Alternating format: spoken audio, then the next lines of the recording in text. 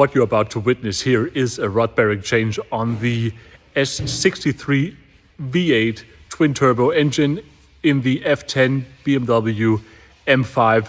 A highly specialized job, perfect for Schmiedmann. Please don't do this at home. Let the specialized mechanic from Schmiedmann do it.